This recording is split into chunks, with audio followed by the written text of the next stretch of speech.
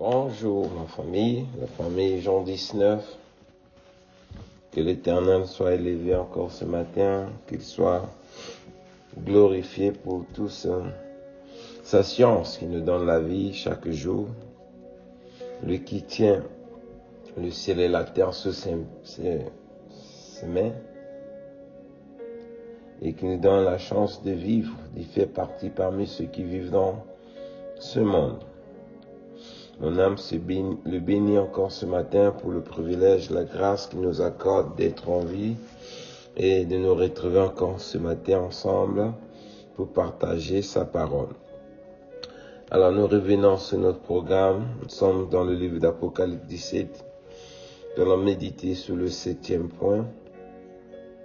Nous allons parler des 7e coup, trompette plutôt, que l'ange sonnera, et nous allons voir les effets qui engendrera le coup de cette trompette. C'est-à-dire nous allons méditer dans le livre de Apocalypse chapitre 16, versets 17 à 21. Nous allons voir, mes bien-aimés, Dieu reste souverain. La terre que nous vivons, ça lui appartient. Le ciel où les gens veulent aller, c'est lui le propriétaire. Alors, nous sommes que des locataires, nous vivons à sa volonté. Et il décide, c'est lui qui décide de tout. Il a le droit de dire aujourd'hui, la fin de ce monde interviendra, où Dieu veut changer toutes choses, il peut faire tout ce qu'il veut. Il reste Dieu, il est souverain. Nous qui sommes les locataires sous les enceintes qu'il a bâties, pendant les 6 jours qu'il a créé le ciel et la terre, nous devons comprendre que nous dépendons que de lui. Amen. Alors, cette parole que nous allons méditer ce matin, elle va attirer notre attention pour comprendre que nous n'avons pas à imposer quoi que ce soit sur Dieu. C'est lui qui est Dieu, il est souverain, il décide de quoi, la manière dont nous devons vivre dans ce monde. Nous ne voulons pas nous accorder, car il y a une chicotte qui est réservée. Mais le 7e coup de tempête est la chicotte qui est réservée pour pouvoir achever les activités de ce monde.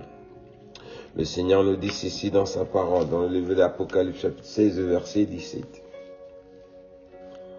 Le 7e versa sa coupe dans l'air et il sortit du temple, du trône, et une voix forte qui disait, c'en est fait. Et il y eut des éclats, des voix et des tonnerres et un grand tremblement de terre, tel qu'il n'y en a jamais eu depuis que l'homme est sur la terre. Et un aussi grand tremblement, et que la grande ville fut divisée en 3 parties, et les villes des nations tombèrent, et Dieu se souvient de Babylone, la grande, pour lui donner la coupe du vin de son ardente colère. Et toutes les îles s'enfuient, et les montagnes ne furent pas trouvées. Les montagnes ne furent pas retrouvées.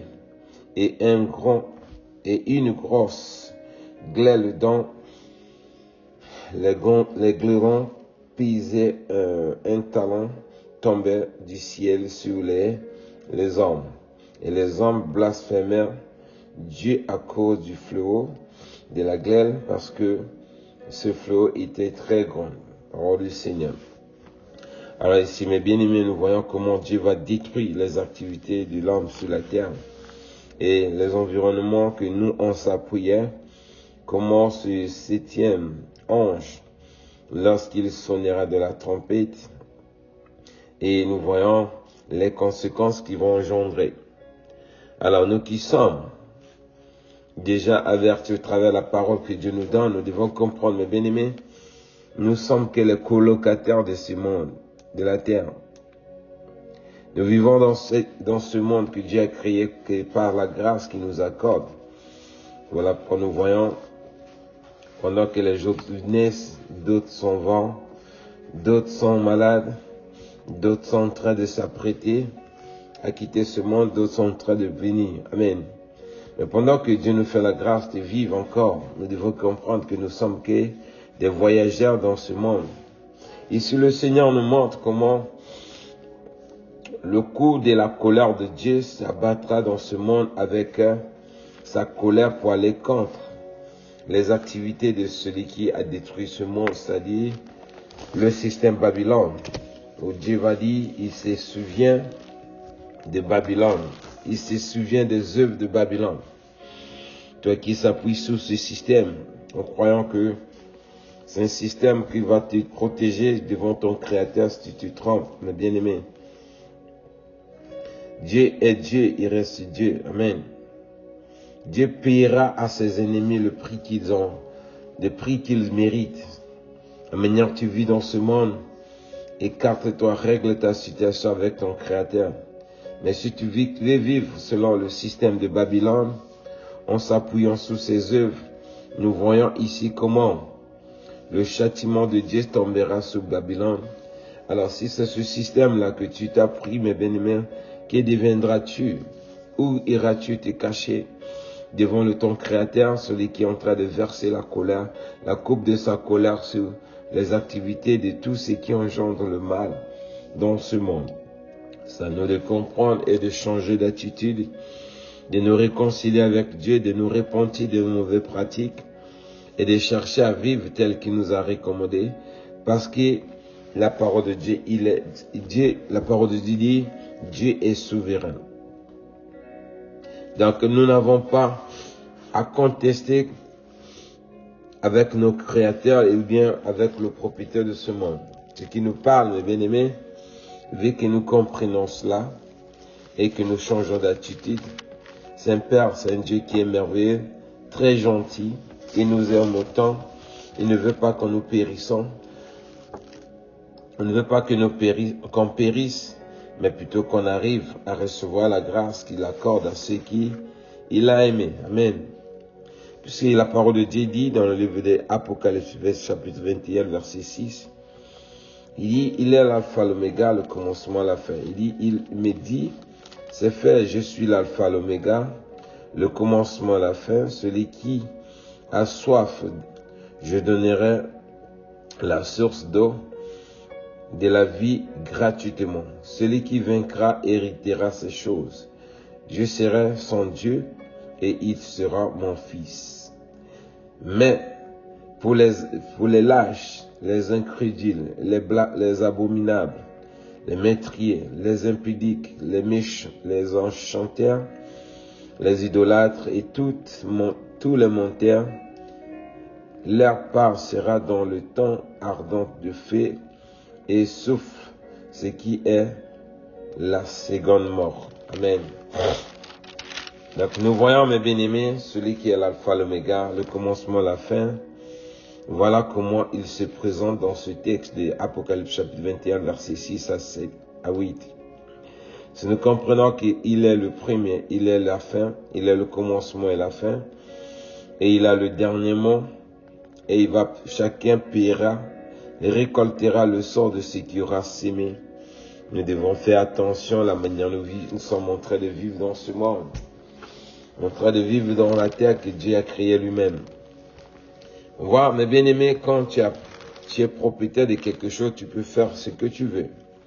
Mais si celui qui a créé les cieux et la terre, il nous a fait la grâce pour nous donner une partie d'intérêt où on a bâti une maison, il nous a donné les avantages, nous nous réjouissons de tous ces avantages qu'il nous a accordés et on se tape la poitrine pour dire que nous sommes plus puissants, plus intelligents, plus sages que le Créateur, le propriétaire de ces choses. On se trompe, mes bien-aimés. Cette parole doit attirer notre attention pour comprendre, quoique nous sommes bénis dans ce monde, mais ces bénédictions ne pourront pas s'imposer devant notre Dieu, car notre Dieu, il est le Dieu suprême, c'est lui qui détient tout. Ce que tu as pour comme bien, bénédiction, intelligence, sagesse, c'est lui-même qui te donne cela. Nous sommes ceux-là qui profitent et la faveur qu'il nous accorde pour pouvoir hériter ces choses. Mais que ces choses ne viennent pas gonfler notre tête pour se dire que nous sommes des dieux sur la terre. Ici, la parole est en train de montrer comment la terre que nous sommes en train de vivre, comment elle va subir les conséquences de la colère de Dieu. Il ajoute également dans le livre d'Apocalypse chapitre 11 verset 15, il nous dit ceci. Le 7e ange sonna la trompette et il y eut dans le ciel de fortes voix qui disaient le royaume de Dieu est remis à notre Seigneur et à son Christ, et il régnera au siècle des siècles. Amen. Alors, toi qui s'est dit, tu as bâti des maisons, ou bien tu es en train de chercher à bâtir des maisons, à bâtir des biens de ce monde. Mais ici, la parole du Seigneur nous dit, le 7e ange, quand il sonnera la trompette, la terre et tout ce qui est là sera remis à son autorité, sera soumise à l'autorité de Dieu. Alors, si à nos jours, comme je l'ai dit, tu es en train de préoccuper tout le reste de sa vie à s'appuyer sur ce qui est sur la terre. Et ici, Dieu dit, le 7e ange, quand il sonnera la tête, la terre là, reviendra à Dieu lui-même et à son Christ, c'est-à-dire à Christ. Alors, c'est lui seul qui le sort de ce monde sera sous ses décisions. Alors, toi qui se tapes la poitrine, tu ne veux pas rendre gloire à ce Dieu, tu ne veux pas reconnaître la souveraineté de ce Dieu-là sur ta vie, tu ne veux pas lui donner gloire. Mais Dieu, mes frères, que chacun ne se trompe pas. Que ce que tu possèdes comme bien de ce monde ne gonfle pas ta tête. Parce qu'ici, ce verset est en train de montrer la souveraineté de Dieu sur ce que nous sommes en train de courir derrière. Que ce soit nous, que ce soit les biens, que ce soit le ciel et la terre, tout cela reviendra se prosterner devant l'autorité de Christ. Et c'est là où chacun de nous maintenant pourra voir les conséquences de la folie qu'il a poussé à mépriser la grâce que Dieu nous a accordée. Voilà pourquoi nous devons être réveillés de notre sommeil profond, de comprendre que nous sommes que des colocataires dans ce monde. Dieu seul, il est Dieu, il est souverain. Amen.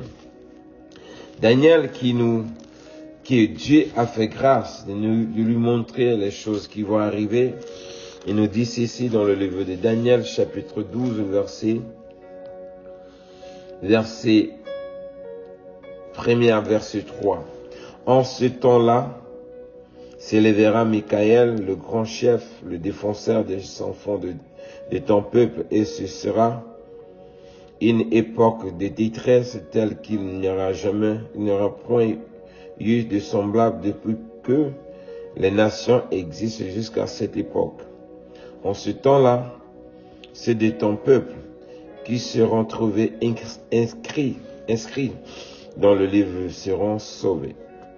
Plusieurs de ceux qui dorment dans la poussière de la terre se réveilleront, les uns pour la vie éternelle, les autres pour l'opprobre, pour la honte éternelle. Ceux qui auront été intelligents brilleront comme la splendeur du ciel, et ceux qui auront enseigné la justice à la multitude brilleront comme les étoiles, et toujours, et à toujours, et à perpétuité. Parole du Seigneur. Alors, comme je le disais, mes bien-aimés, Dieu a fait grâce pour révéler les choses là à Daniel. Mais Daniel nous dit ceci, ce que Dieu lui a fait montrer. L'ange Michael, qui est le défenseur, le chef des enfants de Dieu, apparaîtra pour défendre la cause des justes, ceux qui ont marché dans la crainte de Dieu, ceux qui ont adoré Dieu, ceux qui ont donné gloire à Dieu, ceux qui ont donné leur vie au Seigneur. C'est là l'ange Michael les défendra et il les épargnera de tous ces fléaux.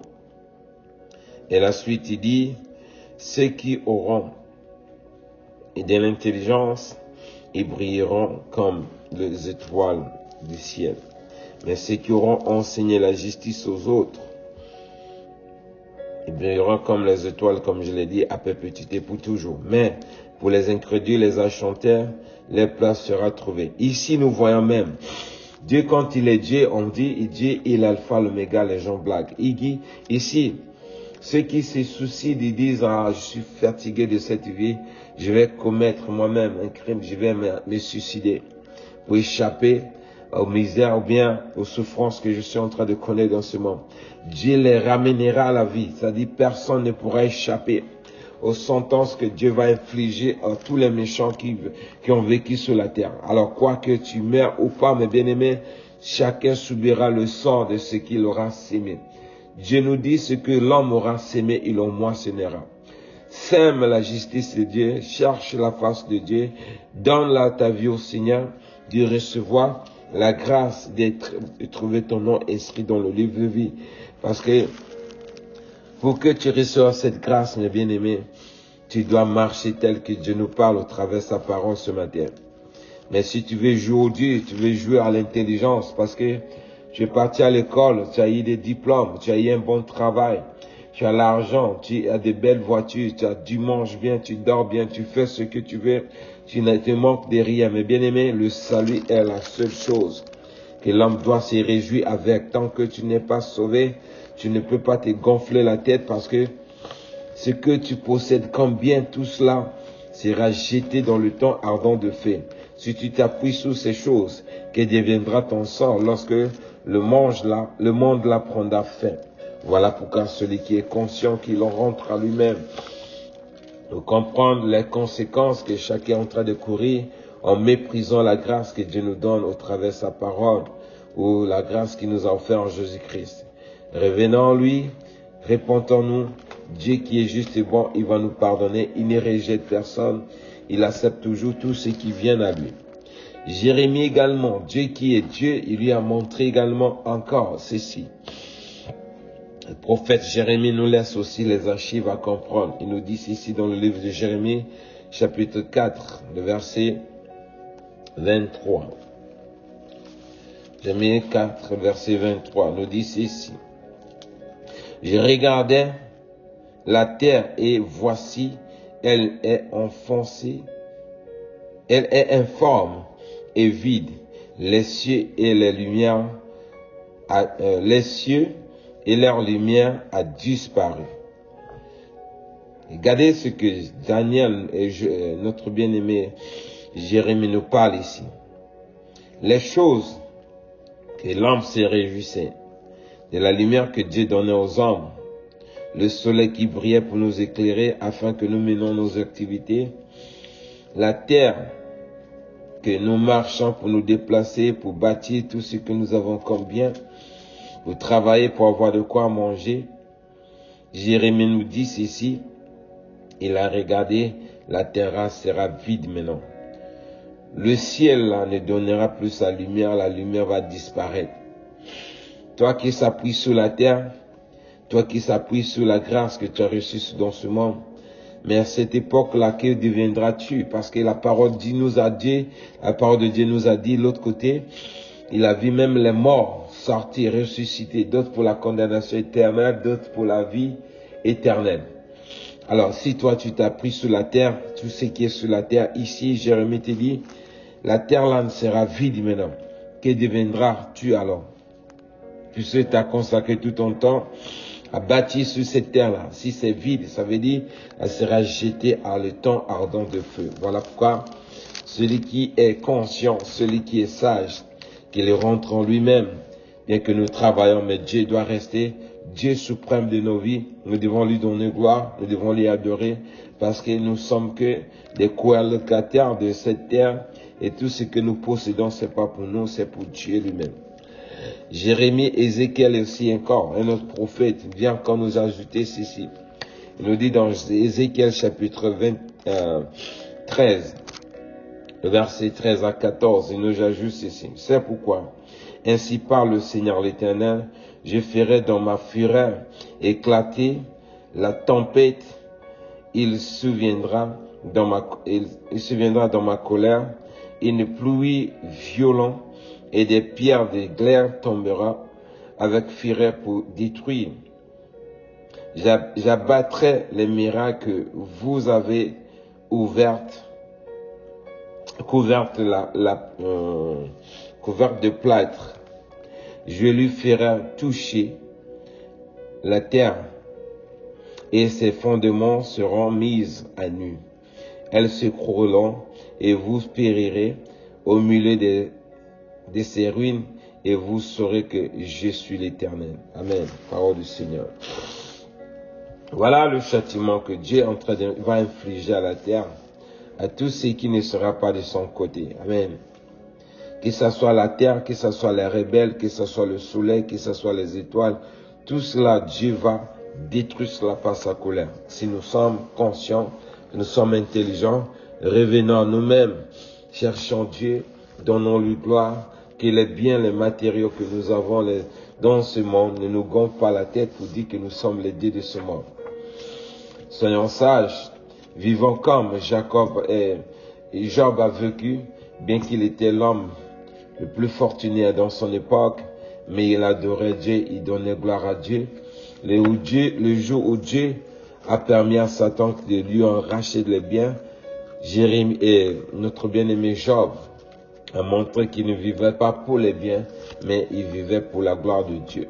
Dieu l'a démontré promptement comment il a été restauré, pas parce que Job s'accaparait de ses biens, mais il donnait gloire à Dieu avec tout ce qu'il possédait.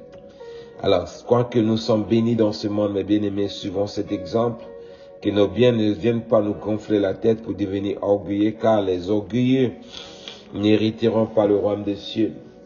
Mais ce n'est que ceux qui s'abaissent, ils seront élevés comme Dieu le dit. Donc, c'est un peu ce qu'on avait à partager ce matin. Que Dieu nous bénisse, que Dieu nous protège. Shalom, shalom. On se retrouve une prochaine fois. Bye bye.